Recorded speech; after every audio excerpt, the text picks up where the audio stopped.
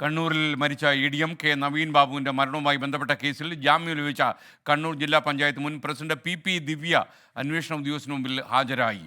ജാമ്യവ്യവസ്ഥ പ്രകാരമാണ് Kannur town police സ്റ്റേഷനിൽ P ദിവ്യ ഹാജരായത്. അരുൺ പൂപ്പറമ്പ വിശദാംശങ്ങളുമായി ചേരുകയാണ്.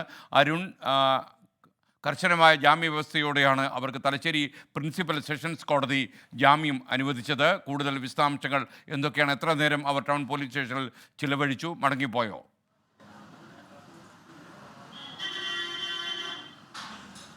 SKN ഇപ്പോൾ സൂചിപ്പിച്ച പോലെ തന്നെ ഈ ജാമ്യ വ്യവസ്ഥ പ്രകാരമാണ് അന്വേഷണ സംഘ ഉദ്യോഗസ്ഥന് മുന്നിൽ പി ദിവ്യ ഹാജരായിട്ടുള്ളത്. എല്ലാ ആഴ്ചയിലും തിങ്കളാഴ്ച 10 മണി മുതൽ 11 മണിക്കുമിടയിൽ അന്വേഷണ സംഘ ഉദ്യോഗസ്ഥന് മുന്നിൽ ഹാജരാകണം എന്നതാണ് കോടതിയുടെ ജാമ്യ വ്യവസ്ഥയിൽ പറഞ്ഞിട്ടുള്ളത്. നിലവിൽ ടൗൺ SHO ആയിട്ടുള്ള ശ്രീജിത്ത് കൊടേരിക്കും മുന്നിലാണ് പി ദിവ്യ ഹാജരായിട്ടുള്ളത്. ഇവിടെ കൂടുതൽ നടപടിക്രമങ്ങൾ ഇല്ല.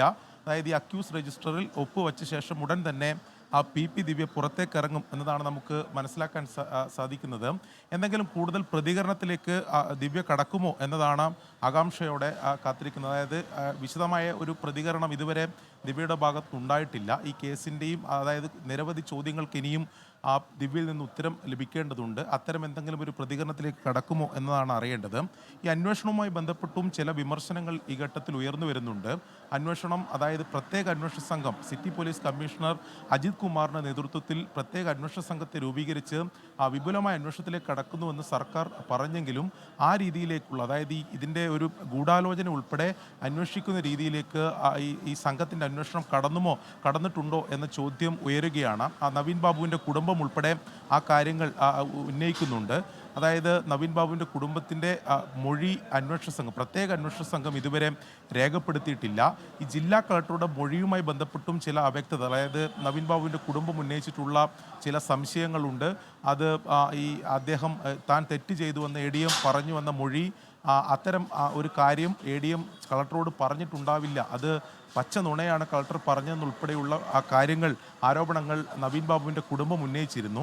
ഈ കാര്യങ്ങളിലെല്ലാം വ്യക്തത വരുത്താൻ കളക്ടറുടെ മൊഴി വീണ്ടും എടുക്കുമോ എന്ന കാര്യം അന്വേഷണ സംഘത്തോട് പല ഘട്ടങ്ങളായി ചോദിച്ചെങ്കിലും നിലവിൽ അത്തരത്തിലൊരു തീരുമാനത്തിലേക്ക് കടന്നിട്ടില്ല എന്നതാണ് നമ്മൾ മനസ്സിലാക്കുന്നത്. TV പ്രശാന്തിൻ്റെയും മൊഴി അന്വേഷണ സംഘം, അതായത് പ്രത്യേക അന്വേഷണ സംഘം രൂപീകരിച്ച ശേഷം ഇതുവരെ രേഖപ്പെടുത്തിയിട്ടില്ല. അങ്ങനെ അന്വേഷണത്തിലും ചില വിമർശനങ്ങൾ ഉയർന്നു വരുന്നുണ്ട്. നവീൻ ബാബുവിൻ്റെ കുടുംബം ഉൾപ്പെടെ ഉന്നയിക്കുന്നുണ്ട്. അതിനിടെയാണ് ഇപ്പോൾ ഈ ജാമ്യവ്യവസ്ഥ പ്രകാരം ഉള്ള നടപടിക്രമത്തിൻ്റെ ഭാഗമായി പി ദിവ്യ ഇപ്പോൾ അന്വേഷണ സംഘത്തിൻ്റെ ഉദ്യോഗസ്ഥന് മുന്നിൽ ഹാജരായിട്ടുള്ളത്. അല്പസമയത്തിനകം ഈ അക്യൂസ് രജിസ്റ്ററിൽ ഒപ്പുവെച്ചതിന് ശേഷം ഉടൻ തന്നെ ദിവ്യ പുറത്തേക്ക് ഇറങ്ങുമെന്നാണ് മനസ്സിലാക്കുന്നത്. ഏതെങ്കിലും ഒരു തരത്തിൽ പ്രതികരിക്കുമോ, ദിവ്യ കൂടുതൽ പ്രതികരണങ്ങളിലേക്ക് കടക്കുമോ എന്ന കാര്യമാണ് ഇനി അറിയേണ്ടത്. SK. ഓക്കെ, അരുൺ പൂപ്പറമ്പയാണ് വിവരങ്ങൾ നൽകിയത്.